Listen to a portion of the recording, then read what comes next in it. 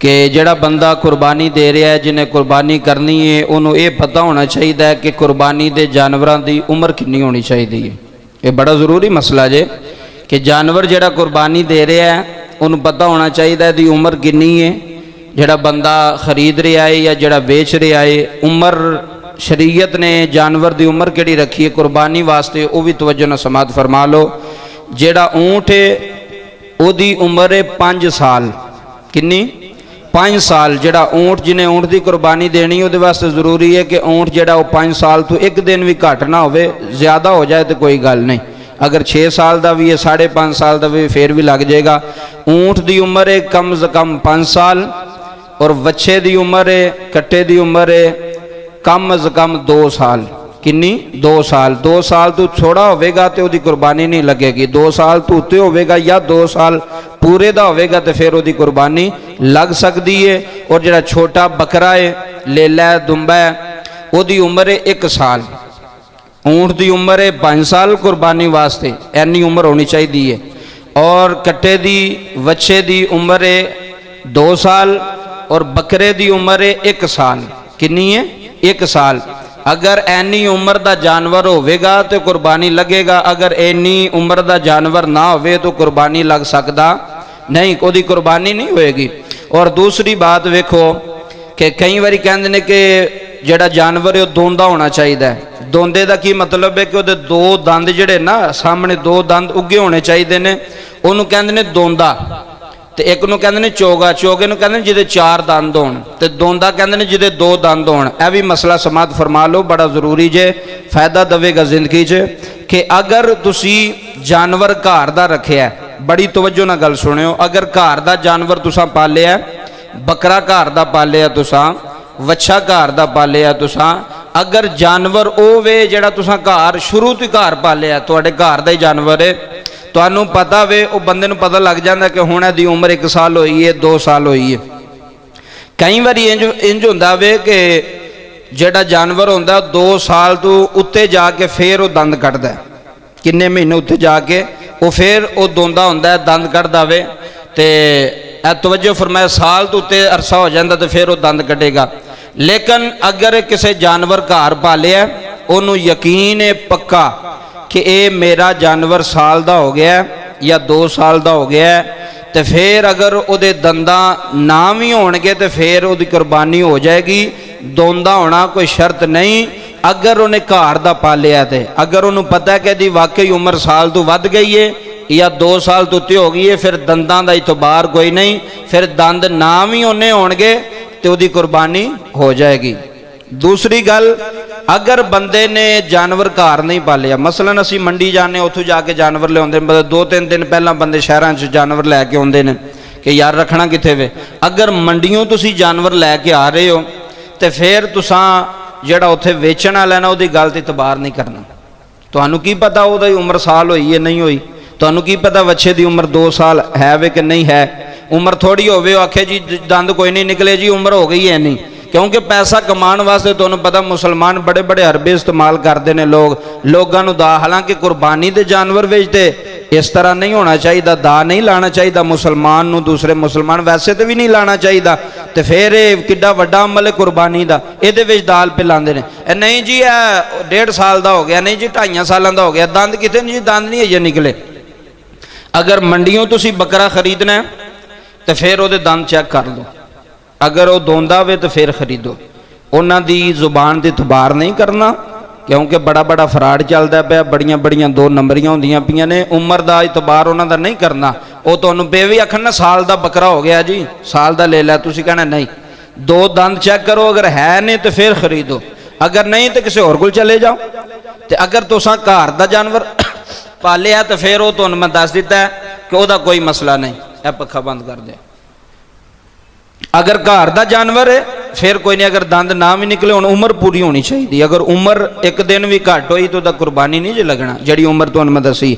अगर बाजारों तुसी मंडियों खरीदना है, बकरा बच्चा खरीदना है, कट्टा खरीदना, कोई भी चीज़ खरीदनी है, फिर उन्होंने तो इतबार नहीं करना भी वो तुहानू आखन ठीक है जी उम्र पूरी है 2 महीने उत्ते तुसी आखो ठीक है, नहीं, फिर वो दंद चेक कर लो जानवर दे, धोखा ना खाओ किसी को, फिर उत्थे दंद चेक करके तो फिर लवो। अगली बात, कई बंदे कहते हैं जी ਜਿਹੜੇ ਬੰਦੇ ਫੌਤ ਹੋ ਗਏ ਨੇ ਉਹਨਾਂ ਦੇ ਨਾਂ ਦੀ ਕੁਰਬਾਨੀ ਲੱਗਦੀ ਹੈ कि नहीं लगती, यह भी गल सुन लवो। ਜਿਹੜਾ ਬੰਦਾ दुनिया तो टुर गया, किसी की माँ है, किसी का बाप है, किसी का भाई है, किसी की भैन है, किसी का चाचा है, किसी का मामा ताया है, क्या ਉਹਦੇ ਨਾਂ ਦੀ ਜਿਹੜਾ ਬੰਦਾ ਦੁਨੀਆ ਤੋਂ ਟੁਰ ਗਿਆ ਹੈ ਉਹਦੇ ਨਾਂ ਦੀ ਕੁਰਬਾਨੀ ਦੇ ਸਕਦੇ ਹੋ कि नहीं? ਉਹ ਕੁਰਬਾਨੀ ਹੋਵੇਗੀ ਜਾਂ ਸਦਕਾ ਹੋਵੇਗਾ? ਇਹ ਵੀ ਸੁਣ ਲਵੋ, ਮਸਲਾ ਬੜਾ ਜ਼ਰੂਰੀ ਜੇ, ਬੜੀ ਜ਼ਰੂਰੀ ਬਾਤ ਹੈ। ਫੌਤ ਸ਼ੁਦਗਾਨ ਜਿਹੜੇ ਬੰਦੇ ਦੁਨੀਆ ਤੋਂ ਚਲੇ ਗਏ ਨੇ ਉਹਨਾਂ ਦੇ ਨਾਂ ਦੀ ਕੁਰਬਾਨੀ ਕਰ ਸਕਦੇ ਹੋ ਜਾਂ ਨਹੀਂ ਕਰ ਸਕਦੇ? अगर कर सकते हो तो फिर क्या वो कुर्बानी होएगी या सदका होएगा? यह जुमले सुन लो। पहली बात यह वे कि जिहड़ी कुर्बानी है ना, कुर्बानी उस जिंदा ते वाजिब है। किदे ते? जेड़ा बंदा जिंदा है ना उहदे ते वाजिब है। जेड़ा बंदा मर गया, दुनिया तो टुर गया, फौत हो गया, हुण उहदे ते कुर्बानी वाजिब, नमाज वाजिब, रोज़ा नहीं, उहदे ते कोई भी इबादत वाजिब नहीं। जेड़ा कब्र च चला गया, जेड़ा दुनिया छड़ गया, उहदे उत्ते हुण कुर्बानी नहीं वाजिब। जेड़ा बंदा जिंदा है उहदे ते कुर्बानी वाजिब। हुण कई वारी हुंदा है जेड़े जिंदा होंदे ने अपने नां दी करदे कोई नहीं, ते ओह कहंदे ने मैं अम्मा दे नां दी कुर्बानी दित्ती, अम्मा फौत हो गई, अब्बे दे नां दी कुर्बानी दित्ती। मसले समझो, फायदा देंगे। अब्बे दे नां दी, अब्बा फौत हो गया, मैं क्या अब्बे नूं ते लगदी नहीं, अब्बे ते वाजिब ही नहीं। वाजिब ते तेरे ते सी कि तू जिंदा बंदा जड़ा वे कुर्बानी करे। हुण जिंदा अपने नां दी छड्ड के ते फौत शुदगान दी कुर्बानी नहीं कर सकदा। अगर उहदे ते वाजिब जड़ा जिंदा वे वो जिंदा करे, अपने नां दी करे। अगर वेखो मसलन किसी ने वड्डा जानवर लिया, उहदियां 3 कुर्बानियां ने, 3 उहदियां पूरियां हो गईयां, 4 हिस्से वध गए ना। किन्ने हिस्से होंदे ने वड्डे जानवर? 7 होंदे ना। इधर सुनो, 3 ने हिस्से रख ले अपने, 4 हिस्से उहदे वध गए। हुण वो चाहता है कि यार मेरी मां भी फौत हुई है, मेरा बाप भी है, भरा भी है, मैं उन्हां दे नां दा एक एक हिस्सा रख लवां, उन्हां दे नां दा। ते ऐ समझ लो फिर अगर जिंदा जिहड़ा बंदा जिहदे ते कुर्बानी वाजिब है उन्हें अपने हिस्से दा रखिया हिस्सा कुर्बानी कर रहा है, अजाफी हिस्से ने, ते फिर वो फौत शुदगान दे नां दी वो कुर्बानी नहीं होएगी, सदका होएगा। कुर्बानी और चीज़ है, इहनूं समझो। कुर्बानी नहीं हो सकती क्योंकि मैं तुहानूं पहला गल दसी है, कुर्बानी जिंदा ते वाजिब है। कुर्बानी किदे ते? जिंदा ते। उन्हां दे नां दा सदका कर सकदा है। गोश्त दा एक हिस्सा रख लिया कि यार मैं अपने वालिद दे नां दा सदका कर रहा, या अपनी अम्मी दे नां दा, या अपने भरा दे नां दा एक हिस्सा रखिया, 2 हिस्से 3 हिस्से रखे ने। कुर्बानी नहीं, वो सदका है, सदका हो जाएगा उन्हां दे नां दा। कुर्बानी जिंदा ते वाजिब। कुर्बानी दी शर्तां ने ना, उन्हां शर्तां विच है वे फौत होने वाले ते नहीं कुर्बानी, जिंदा ते कुर्बानी।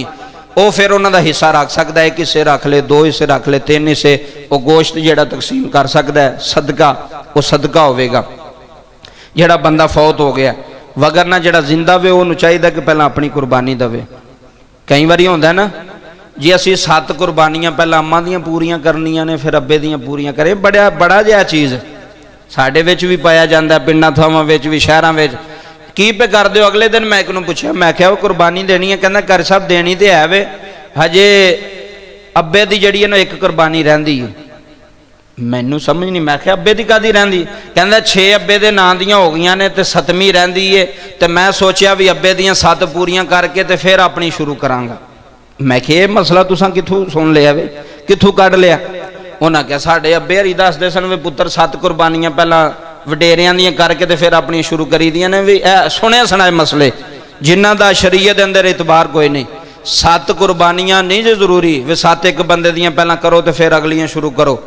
वे 7 अम्मा दियां पहला पूरियां करो, 7 दादी दियां करो, 7 इंज ते हो सकदा उन्हां दियां पूरियां ना होण बंदा पूरा होइए। जिहदे ते वाजिब है वो तो गुनाहगार हो गया ना, उहदी कुर्बानी छुट गई, वो तो अल्लाह दा मुजरम बन गया। वो अब्बे दियां 7 पूरियां करदा पिया, वो अम्मा दियां 7 पूरियां करदा पिया, वो भरा दियां पूरियां करदा पिया। ऐ 7 कुर्बानियां पूरियां करना कोई गल नहीं जे। ऐसा असां अपने कोल मसला बना लिया लोगों ने सुन सुना के। पहला जिहदा साहब हसीयत है वो कुर्बानी करे। अगर वो अब्बे ते कुर्बानी वाजिब नहीं तो कोई गल नहीं, ना करे। वह बाप केड़ा गुनाहगार है। अगर वो माँ को पैसे कोई नहीं, पुत्र को है नहीं, तो कुर्बानी पुत्र ते लगनी, माँ ते लगनी कोई नहीं, क्योंकि माँ को माल ही कोई नहीं, माँ को दौलत ही कोई नहीं। मसला गल समझो, वो जिदे जड़ा साहब हसीयत है, जड़ा साहब निसाब है, वो अपने नां की कुर्बानी दवे। ऐ नहीं भी मुंडे ने लेला ले लिया किदे नां दा, अम्मा दे नां दा जी, किदे नां दा, अब्बे दा नां दा, किदे नां दा, भरा दे नां दा, रिश्तेदार दे नां। नहीं, वो गुनाहगार होवेगा, पहला अपनी कुर्बानी दवे, उहदे ते वाजिब है।